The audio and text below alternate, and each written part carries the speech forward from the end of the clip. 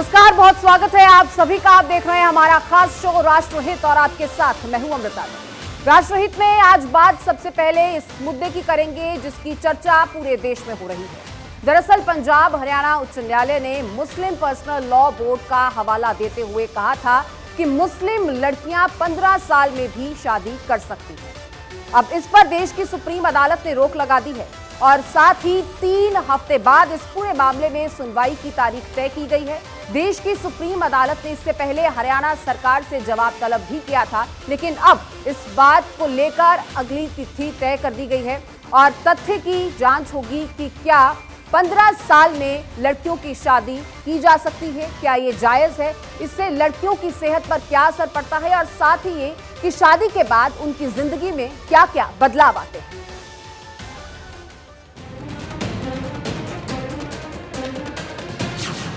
पंद्रह साल की लड़की की शादी वैध या अवैध? मुस्लिम लड़की की शादी विवाह या विवाद? नाबालिग शादी पर सुप्रीम रोक।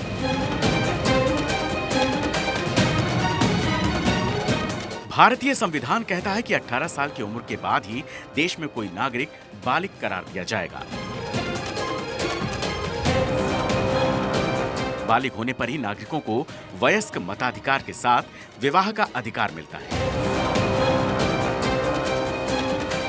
देश में बालिग और नाबालिग की परिभाषा क्या है, इसे जानिए। इसके आधार को मानसिक परिपक्वता और शारीरिक परिपक्वता के आधार पर परिभाषित किया गया है, जिसके बाद देश में स्त्री और पुरुष के लिए अलग अलग उम्र में विवाह की अनुमति दी गई है। पुरुषों के लिए 21 साल उम्र तय की गई है और स्त्रियों के लिए 18 साल की उम्र तय की गई है। संविधान कहता है कि देश में अगर किसी भी घर में इससे कम उम्र में स्त्री या पुरुष की शादी की जाती है तो उसे बाल विवाह करार दिया जाएगा, जो कानूनन दंडनीय अपराध और अवैध है।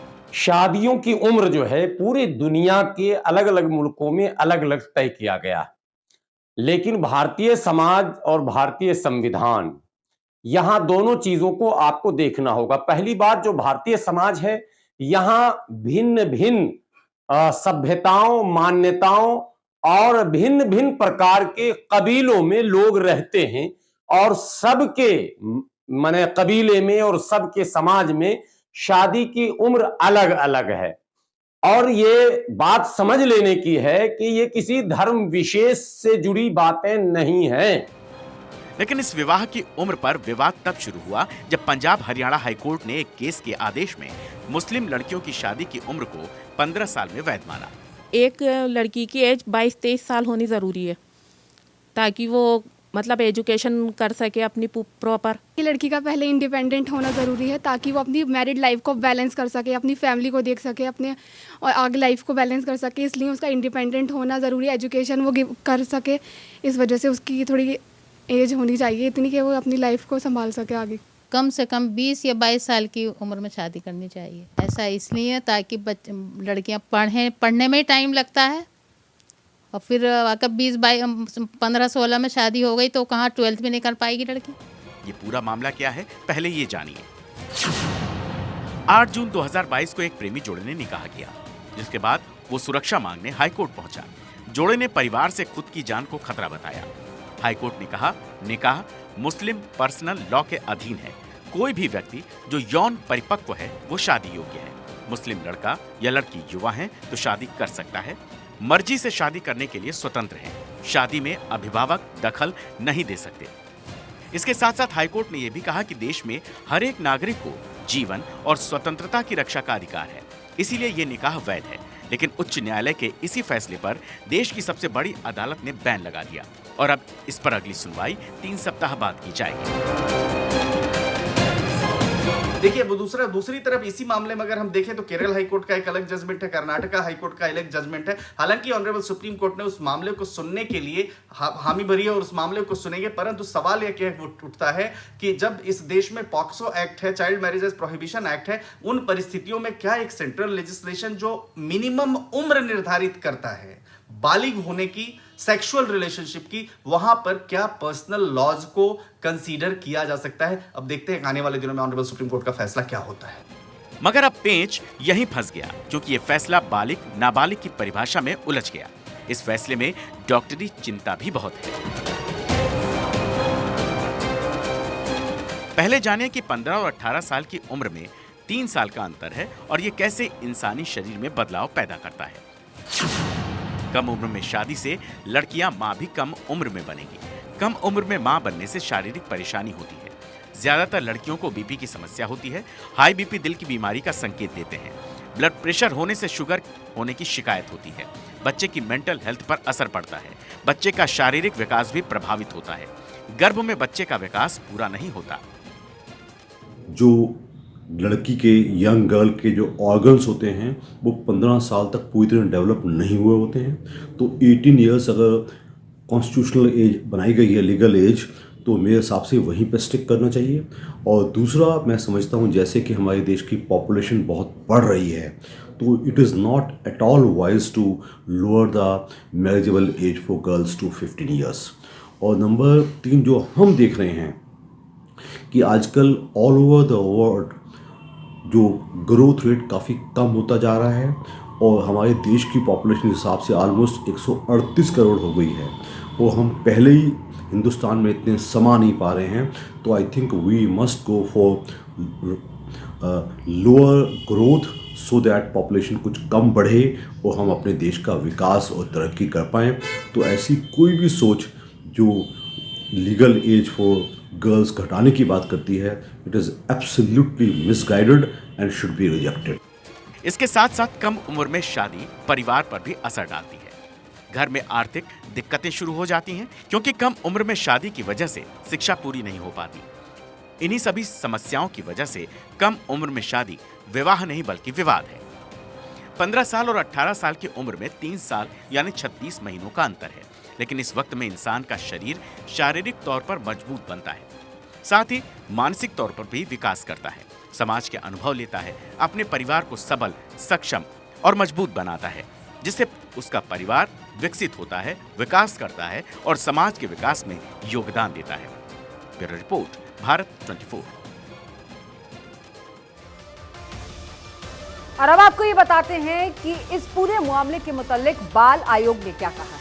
दरअसल बाल आयोग ने कहा है कि हाई कोर्ट का फैसला बाल विवाह की अनुमति देता है और यह बाल विवाह निषेध अधिनियम 2006 का उल्लंघन है। तो अधिनियम के प्रावधान धर्मनिरपेक्ष हैं और सभी धर्मों पर लागू होते हैं और पॉक्सो कानून का ये उल्लंघन है, जिसमें शारीरिक संबंध की उम्र 18 साल तय है। तो ऐसे में पंजाब और हरियाणा हाई कोर्ट का फैसला पॉक्सो एक्ट के खिलाफ है। आयोग की तरफ से सॉलिसिटर जनरल तुषार मेहता ने ये भी कहा है कि 18 से कम उम्र में लड़कियों की शादी की जा रही है। क्या पर्सनल बोर्ड की आड़ लेकर गैर कानूनी काम किया जा सकता है? पॉक्सो कानून को देखते हुए नाबालिग की शादी को कानूनन सही कैसे ठहराया जा सकता है, ये भी तमाम सवाल उठाए गए हैं। और चलिए अब आगे बढ़ेंगे और बात करेंगे क्रिप्टो करेंसी की। आपकी जेब की बात करेंगे। क्या आप भी क्रिप्टो करेंसी के बारे में जानते हैं? इसके खेल को क्या आप भी पहचानते हैं? और अगर नहीं तो आज अब इसी पर बात होगी। दरअसल देश में आरबीआई के गवर्नर शक्तिकांत दास, जिनका दावा है, एक बार फिर से क्रिप्टो करेंसी को लेकर बड़ा बयान उनका सामने आया है। उन्होंने कहा है कि ये करेंसी एक जुए की तरह ही है और इसे रेगुलेट करने के लिए जुए वाली गाइडलाइंस को ही लागू होना चाहिए और ये तो इसे पूर्ण रूप से प्रतिबंधित कर देना चाहिए या फिर इसे बैन कर देना चाहिए।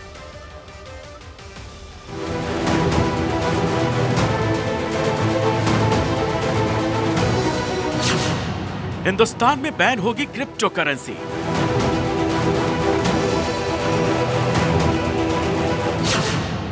क्रिप्टो पर आरबीआई गवर्नर का बड़ा बयान।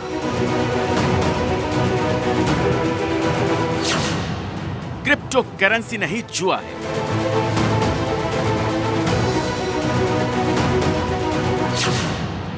क्रिप्टो पर पूर्ण बैन की सलाह। अगर आप क्रिप्टो करेंसी में पैसा लगाते हैं तो आपको आगे चलकर बड़ा झटका लग सकता है, क्योंकि reserve bank of India governor ने इस पर फिर से बैन लगाने की मांग दोहराई है।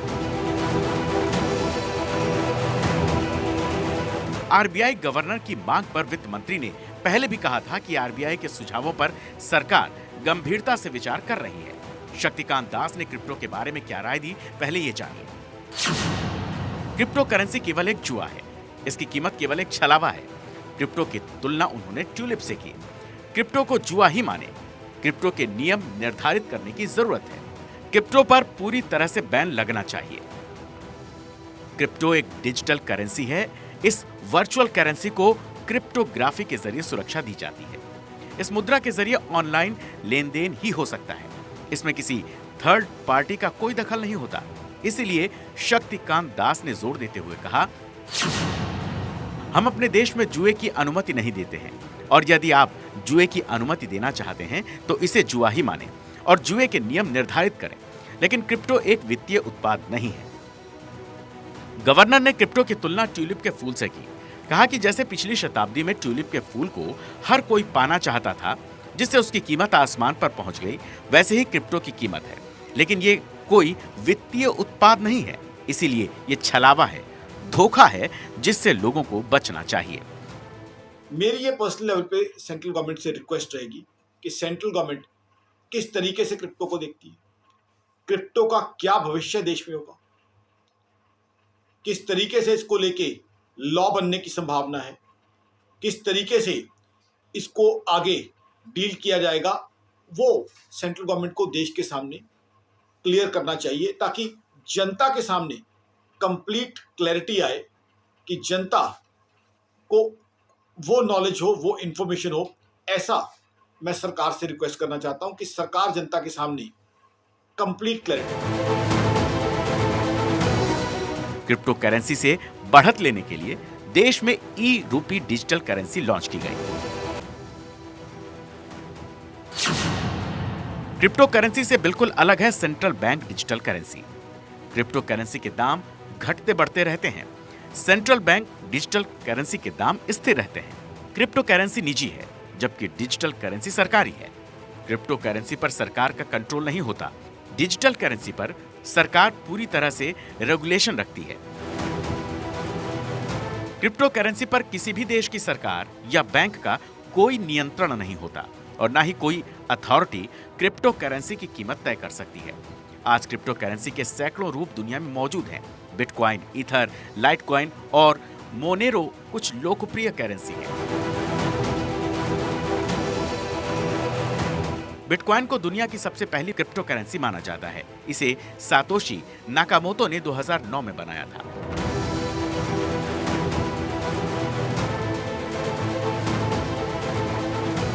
ये एक डिसेंट्रलाइज करेंसी है, यानी कि इस पर किसी सरकार या संस्था का नियंत्रण नहीं है। कीमत में लगातार बढ़ोतरी होने की वजह से लोगों में इस मुद्रा के प्रति बहुत आकर्षण है।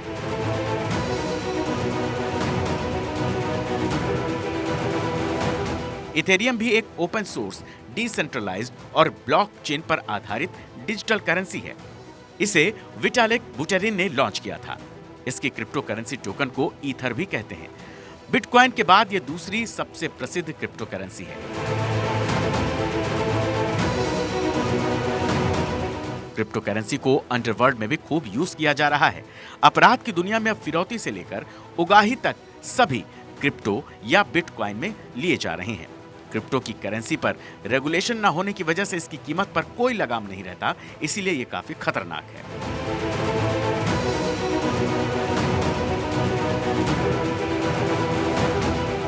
इन्हीं खतरों की वजह से ही आरबीआई ने इसे बैन करने की बात कही है और सरकार अब इस पर विचार भी कर रही है।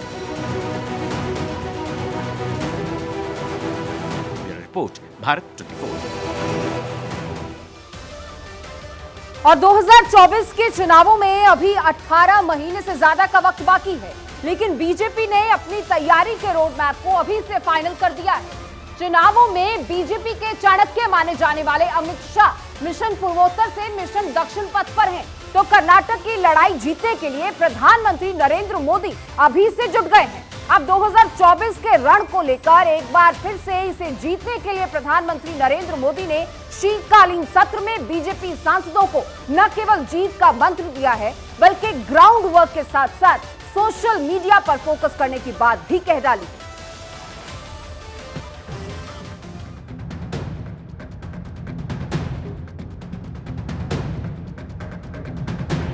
– 2023 चुनावी सेमीफाइनल का साल है।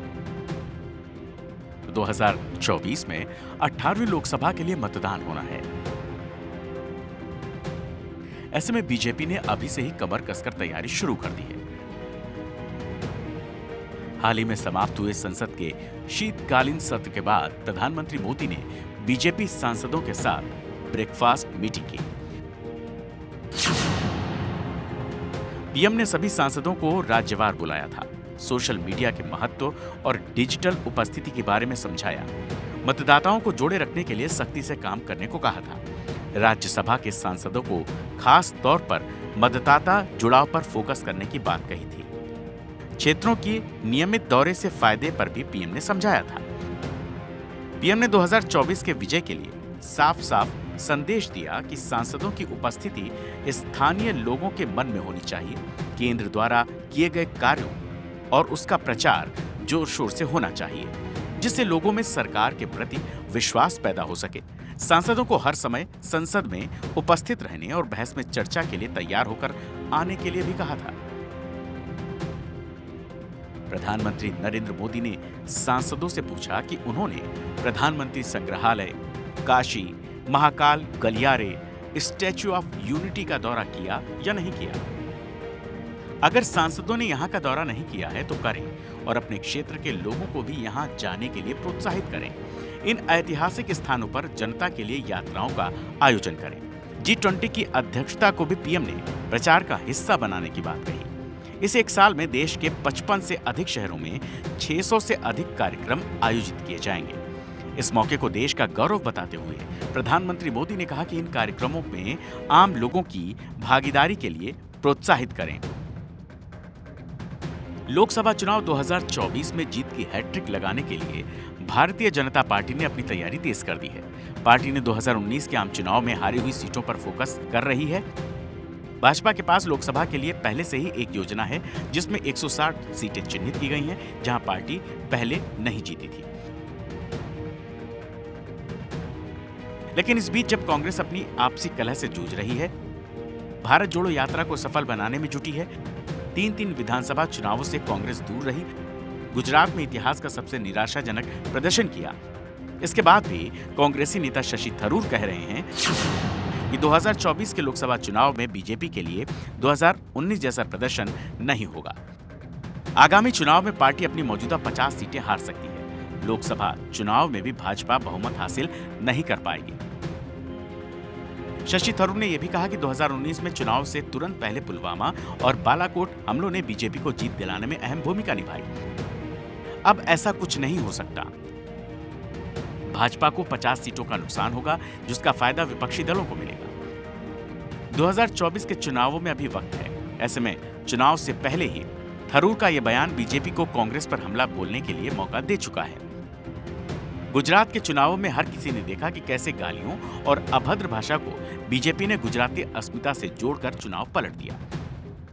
2014 में मणिशंकर अय्यर के बयानों को भला कौन भूल सकता है, जिन्होंने बीजेपी को 2014 जीतने का पहला ट्रिगर दिया था। और इस बार केंद्र में हैट्रिक लगाने के लिए शशि थरूर ने शायद बीजेपी को पहला अवसर दे दिया है। Bureau report, Bharat 24।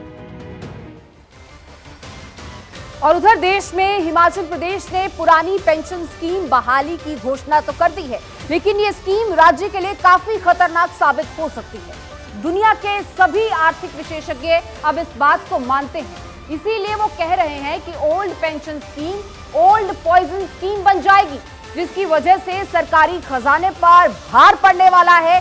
Delhi high court के आदेश के बाद अब ये विवाद और ज्यादा तूल पकड़ने वाला है, क्योंकि इसी साल देश के 9 राज्यों में चुनाव हैं और इसलिए ओल्ड पेंशन स्कीम के मुद्दे पर केंद्र सरकार को राजनीति के साथ साथ रणनीति से भी हल निकालना होगा। ओल्ड पेंशन स्कीम बन न जाए old poison scheme.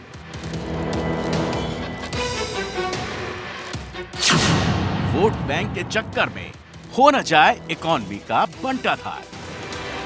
Delhi high court ने केंद्रीय सशस्त्र पुलिस बल के सभी कर्मियों के लिए पुरानी पेंशन योजना को लागू करने का आदेश दिया है और केंद्र सरकार को 8 सप्ताह के अंदर आवश्यक दिशा निर्देश जारी करने को कहा है। इस फैसले ने आने वाले वक्त में ओल्ड पेंशन स्कीम को लेकर टकराव को और हवा दे दी है। इससे पहले हिमाचल सरकार ने ओपीएस को लागू करने की घोषणा की, लेकिन इससे पहले झारखंड, छत्तीसगढ़ और पंजाब ये फैसला कर चुके हैं। गुजरात के चुनावों में भी आम आदमी पार्टी ने अपनी घोषणा पत्र में इस बात को कहा था। 2023 में देश के 9 राज्यों में विधानसभा चुनाव हुए। ऐसे में कयास तेज हो गया है कि अब ओपीएस पर चर्चा काफी तेज हो जाएगी। अभी देश में ओपीएस का लाभ उन लोगों को मिल रहा है जिन्होंने 2014 से पहले सरकारी नौकरी ज्वाइन की थी। पेंशन के खर्च को देखते हुए सरकार नई पेंशन स्कीम लेकर आई, जिसका विरोध देश भर में हो रहा है। लेकिन ओपीएस कैसे देश की इकोनॉमी के लिए खतरा है, ये जान लीजिए। ओपीएस का असर अगले 10 साल में दिखेगा।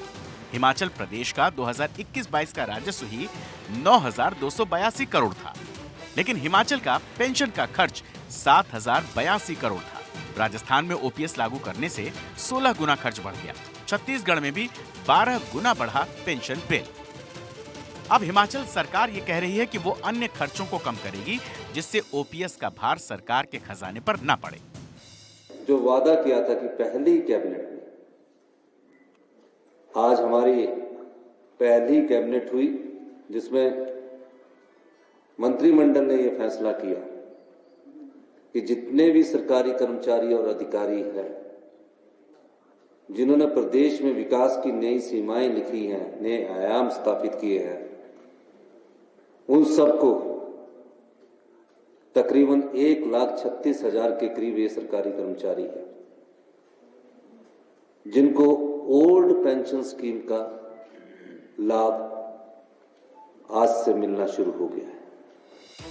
देश के अर्थशास्त्री और योजना आयोग के पूर्व उपाध्यक्ष मोंटेक सिंह आहलूवालिया भी कह चुके हैं कि ओपीएस निश्चित रूप से वित्तीय तबाही का सबब बनेगा और ओल्ड पेंशन स्कीम अगले 10 साल में देश को कंगाल कर देगी। लेकिन मोंटेक सिंह आहलूवालिया ये क्यों कह रहे हैं, इसके लिए आपको ओपीएस और एनपीएस में अंतर समझना होगा। ओपीएस में पेंशन के लिए वेतन से कोई कटौती नहीं होती। ओपीएस में जीपीएफ यानी जनरल प्रोविडेंट फंड की सुविधा होती है। ओपीएस एक सुरक्षित पेंशन योजना है। भुगतान सरकार की ट्रेजरी के जरिए होता है। ओपीएस में अंतिम बेसिक सैलरी के 50% तक निश्चित पेंशन तय है। ओपीएस में 6 महीने के बाद मिलने वाला महंगाई भत्ता भी जुड़ता जाता है।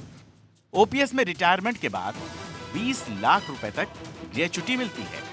ओपीएस में सर्विस के दौरान मौत होने पर फैमिली पेंशन का प्रावधान है। ओपीएस में रिटायरमेंट के समय पेंशन प्राप्ति के लिए जीपीएफ से कोई निवेश नहीं करना पड़ता। ओपीएस में 40% पेंशन कम्यूटेशन का प्रावधान है। ओपीएस का नुकसान पेंशन पाने वाली जनसंख्या की तुलना से भी होता है। देश में युवा जनसंख्या इस समय सबसे ज्यादा है, जिससे देश में आने वाले वक्त में रिटायर होने वाले लोग भी ज्यादा होंगे, जिससे उनको पेंशन भी ज्यादा देनी पड़ेगी। और ओपीएस में लाभार्थी अपनी सर्विस से 1 रुपए भी अंशदान नहीं देता।